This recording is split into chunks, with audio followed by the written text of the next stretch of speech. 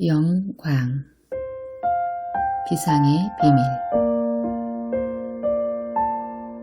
비오는 아침 산책길 가을 학기가 어제 끝났다. 헬라어와 신학 1 기말고사를 치르고 나오는데 시원스레 내리는 겨울비가 방학을 알리고 있었다. 오늘 아침 아들을 라플루마 초등학교에 데려다주고 돌아와 가랑비 사이로 안개가 옅게 낀 아파트를 한 바퀴 거닐었다. 하얀 꽃을 허드러지게 피우며 여름의 열정을 과시했던 집 앞 나뭇잎도 어느새 석양처럼 붉게 물들어 연이어 낙하했고 물기를 잔뜩 머금은 채 무리지어 산책로를 띠처럼 장식해 놓고 있었다. 겨울은 모든 창조물을 겸손하게 만드는 신비한 힘이 있는지 겨울비 속 겨울 아파트는 메시아를 기다리는 겨울 베들레헴의 새벽처럼 조용하고 엄숙하게 느껴졌다. 안녕하세요. 옆 아파트에 살고 있는 장 전도사의 얼굴이 옅은 안개를 헤치고 시야에 들어왔다.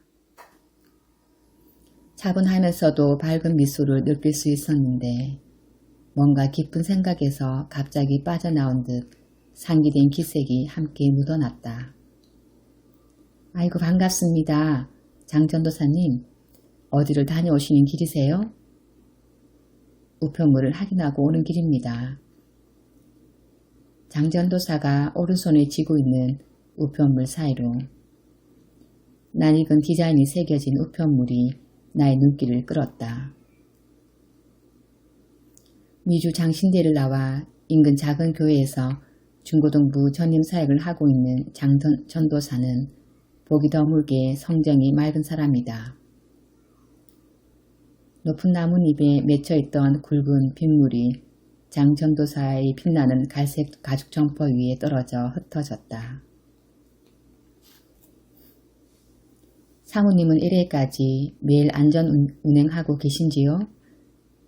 큰 올리브 나무 아래에 서서 나는 장 전도사의 입술을 통해 하나님께서 중고차를 한 대 더 주셨다는 이야기, 자전거를 구입한 이야기, 직장에 잘 정착하고 있는 사모의 이야기 등을 들으며 미소 짓고 있었다. 그렇게 삶에 새겨진 은혜의 흔적을 나누고 돌아서는데 장 전도사가 방금 전 낯익은 우편물의 정체를 밝히는 소식을 말하며 내 발걸음을 다시 끌었다. 차 전도사님, 이번에 탈보신학교 입학 허가가 떨어졌습니다. 지금으로서는 언어 과정부터 해야 하지만 1월에 토플 시험이 있습니다. 장 전도사의 탈보신학교 입학 소식이 귀로 들어오자 내 마음에 큰 기쁨이 더욱 넘치기 시작했다. 하나님께서 장 전도사의 삶을 축복해 주시는 손길이 내 영을 뚫고 비주얼하게 흘러 들어왔다. 나는 입술을 크게 열어 장 전도사를 축복했다. 너무나 잘 됐습니다. 너무나 아름다운 일입니다. 하나님께서 장 전도사님의 삶을 살피시고 인도하시고 이렇게 축복하십니다. 하나님께서 인도하시는 이 길 위에 하나님의 충만한 공급이 함께 하실 것입니다. 축복권을 누리다. 나로 인해 축복받는구나. 사실 이 축복의 말을 하면서 내 내면에는 또 다른 고백, 즉 아브라함의 후손으로서 내 영으로부터 자연스럽게 흘러나오는 고백이 있었다. 장 전도사님이 나로 인해 축복을 받는구나. 나의 기도를 통해 축복을 받는구나. 예수님께서 내게 맡기신 축복의 권세로 인해 장 전도사님이 축복을 받는구나. 탈보신학교 학업 위에 기름 부으심이 있을지어다. 예수님의 은혜가 더욱 충만히 넘칠지어다. 샬롬의 왕 예수님을 통해 그가 더욱 건강하고 평안하고 즐거움으로 인도될지어다. 나로 인해 장전도사가 축복을 받는다는 생각은 하나님께서 기뻐하시는 생각임이 분명하다. 이런 믿음의 기초는 내가 아브라함의 후예라는 변하지 않는 사실에 있다. 아브라함이 하나님을 믿음에 그것을 그에게 의로 정하셨다 함과 같으니라. 그런즉 믿음으로 말미암는 자들은 아브라함의 자손인 줄 알지어다. 갈라디아서 3장 6절. 이 말씀처럼 나는 예수님을 내 구주로 믿기에 아브라함의 자손이 되었다. 이것이 명확한 성경의 증거다. 아브라함의 자손은 아브라함과 함께 복을 받는 자격을 부여받는다. 그러므로 믿음으로 말미암은 자는 믿음이 있는 아브라함과 함께 복을 받느니라. 갈라디아서 3장 9절. 이처럼 나는 믿음으로 아브라함과 함께 복을 받게 되었는데 창세기에서는 그 아브라함의 복을 아름답고 놀랍도록 기록해 두고 있다. 내가 너로 큰 민족을 이루고 네게 복을 주어 내 이름을 창대하게 하리니 너는 복이 될지라. 너를 축복하는 자에게는 내가 복을 내리고 너를 저주하는 자에게는 내가 저주하리니 땅의 모든 족속이 너로 말미암아 복을 얻을 것이라 하신지라. 창세기 12장 2절에서 3절. 할렐루야. 하나님께서 내게 주신 권세는 이처럼 엄청나고 충격적인 권세다. 내가 축복하는 자를 하나님께서 축복해 주신다는 권세의 약속이다. 이러한 너무나 분명한 하나님의 말씀에 따라 나는 내가 만나는 모든 사람을 축복하는 기쁨을 얻게 되었다. 많은 축복을 받고 있는 사람을 만날 때면 나는 축복을 통해 그가 축복을 받았음을 선포한다. 더불어 내가 그에게 선포하는 축복을 통해 그가 더욱 축복을 받을 것을 믿게 된다. 축복 멘트는 다양하게 끝나지만 요한 3서 1장 2절의 말씀도 내가 즐겨 인용하는 축복 구절이다. 사랑하는 자여, 내 영혼이 잘됨같이 내가 모든 일에 잘되고 건강한 삶을 누리기를 기원하노라. 축복과 관련해 학기 중에 탈보 신학교의 어떤 분이 내게 다가와 건넸던 말이 떠오른다. 차 전도사님, 제가 듣고 있는 수업을 이번에 수강하지 않아서 안타깝습니다. 이번에 그 수업을 맡고 계신 교수님께서 집에 큰일이 나고 본인의 건강이 악화되어서 수업을 제대로 하지 않고서도 학점을 쉽게 받을 수 있게 되었습니다. 행운이죠. 그 말을 들으면서 더욱 안타까웠던 것은 오히려 나였다. 왜냐하면 내가 가는 곳에는 예수님이 베푸신 은혜와 축복이 넘치기를 바라기 때문이다. 나는 내가 수강 신청한 수업의 교수님이 내가 그 수업을 신청하고 그 수업을 축복함으로 인해 더욱 건강할 것을 믿는다. 내가 듣는 수업의 교수님이 나의 축복으로 인해 모든 질병에서 치유될 것을 믿는다. 나와 함께 그 수업을 듣는 많은 학생들이 지혜와 영적 성숙과 건강과 물질의 축복을 받을 것을 믿는다. 이번 학기에 들은 신학 과목은 홀로만 교수님이 가르쳤는데 노령에도 불구하고 마지막 수업까지 그가 건강한 모습으로 가르친 것은 큰 축복이었다. 이 수업을 축복했고 그리하여 교수님과 학생들이 모두 충만한 축복을 받았다. 헬라 수업도 마찬가지였다. 다들 탈보신학교의 헬라 수업이 고강도라고 부담을 졌지만 나는 매 수업마다 게리 교수님의 이 헬라어 수업을 축복하며 들어갔다. 내가 한 이 축복으로 인해 게리 교수님 역시 끝까지 건강한 모습으로 훌륭한 가르침을 주었고 학생들도 힘든 시간에도 불구하고 열정적으로 수업에 동반하는 축복을 누렸다. 하나님께서는 축복하는 자를 기뻐하심이 분명하다. 이번 헬라어 과목에서 평균 99점으로 최고점을 받은 것은 나의 노력이 아니라 예수 그리스도의 이름으로 수업을 축복하며 나아가는 모습을 하나님께서 기뻐하셨기 때문이라고 믿는다. 나의 입술로부터 나오는 축복 속에서 기뻐하시고 춤추시는 예수 그리스도의 모습을 본다. 어떻게 하면 그 예수님께 영광을 돌릴 수 있을까? 그것이 최근 내 삶에 끈질긴 열정의 한 단면이다. 예수님을 춤추게 하는 길.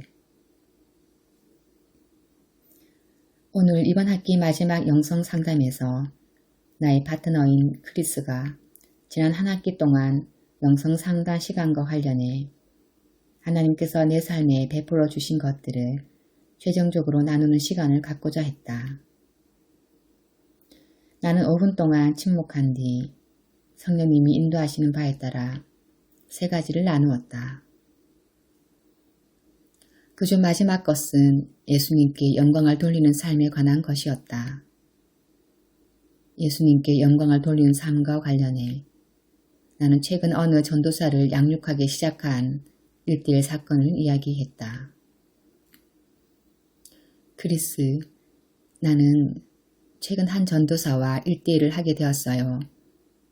나는 무척 수줍음이 많고 내성적인 성격이어서 1대1을 되도록 하지 않았는데 이번 학기에 하나님께서 내 마음속에 예수 그리스도의 아름다움을 각인시킨 뒤로는 예수님을 이야기하라는 자리라면 되도록 달려가고자 하는 마음이 강해졌어요. 그래서 1대1을 시작하게 되었지요. 우리는 지난 몇 주간 예수 그리스도를 이야기하는 1대1 시간을 가졌어요. 그런데 놀라운 사실을 몸으로 체험하게 되었어요. 그것은 우리가 예수님을 이야기하고 예수님에 대해 기억하고 예수님을 연구하고 예수님을 노래할 때 예수님께서 말할 수 없이 기뻐하고 계신다는 사실을 매우 깊이 체험하게 되었어요. 1대1을 마치고 돌아오는 길에 예수님께서 나에게 뭐라고 속삭이셨는지 알아요? 나를 기억하고 나를 이야기하는 것이 네게 영광을 돌리는 길이다 라고 말씀하셨는데 그 말을 듣고 제 영혼이 불타오르는 것 같았어요. 월터, 나의 영어 이름. 하나님께 영광을 돌린다는 것에 대해 더욱 구체적으로 이야기를 한다면 어떤 이야기를 할 수 있을까요? 크리스의 표정에서 크리스 역시 예수님의 은혜와 영광의 맛이 얼마나 달콤한지 알고 있음을 느낄 수 있었다. 표정에서 진지하고 블랙홀처럼 어떤 곳으로 빨려 들어가는 흡인력을 느꼈다. 예수님께서는 사람들에게 영생을 주시려고 이 땅에 오셨잖아요. 영생이란 무엇입니까? 영생은 바로 유일하신 참 하나님과 그가 보내신 자 예수 그리스도를 아는 것이라고 성경은 말하고 있잖아요. 더불어 예수님은 이처럼 우리가 예수 그리스도를 알고 이야기하고 체험하고 선포하고 기억하고 즐거워하고 증거하고 할 때 영광을 받으시고 그가 영광을 받으시면 그것이 결국 하나님이 영광을 받으시는 것이라고 가르치고 계시잖아요. 요한복음 17장에 나오는 영광의 도표를 요약하면 이랬다. 우리가 예수님을 아는 것. 예수님이 영광 받으심. 하나님이 영광 받으심. 그런데 예수님이 그의 공생의 가운데 가장 높게 영광을 받으신 순간이 있었다. 바로 십자가에서 돌아가시는 그 순간이었다. 요한복음 12장 28절이 그 사실을 잘 적고 있다. 아버지여, 아버지의 이름을 영광스럽게 하옵소서 하시니 이에 하늘에서 소리가 나서 이르되 내가 이미 영광스럽게 하였고 또다시 영광스럽게 하리라 하시니. 십자가에서의 죽으심이 예수님이 가장 영광 받으신 시점인 이유는 예수님께서 이 땅에 오신 목적, 즉 영생을 주시기 위한 일이 완성되는 자리였기 때문이요. 우리에게 은혜로서 값없이 주시는 완전한 의가 이루어지는 자리였기 때문이었다. 아들 영찬이는 자신만의 통장이 하나 있다. 어느 집사님이 최근 과자를 사 먹으라며 100불을 주셨는데 내가 그 돈을 달라고 했더니 종이로 간이 통장을 만든 뒤 100불을 기입하고서 사인을 하라고 들이미는 게 아닌가. 그 후 어느 날 영찬이가 이런 말을 했다. 통장에 있는 100불로 내가 좋아하는 책을 살 거니까 통장에 있는 돈 건드리면 안 돼, 아빠? 그날 나는 아들로부터 영광을 받지 못했다. 그 후 또 다른 날이었다. 그날 아들은 책에 관해 이야기를 하던 중 앞서의 것과 차별되는 이야기를 나에게 했다. 아빠, 내가 책을 좋아하니까 내가 사고 싶은 책은 다 사줘야 해. 알겠지? 아빠는 돈이 많으니까 다 사줄 수 있잖아. 그치? 아빠가 돈이 많다는 건 사실이 아니었지만 이날 아들이 나에게 한 말은 내게 영광이 되었다. 아들이 아버지를 영광스럽게 하는 길은 아버지에게 무엇인가를 해주는 것이 아니라 아버지를 알고 아버지가 주고자 하는 모든 것을 믿음으로 받아가는 데 있음을 그날 알게 되었다.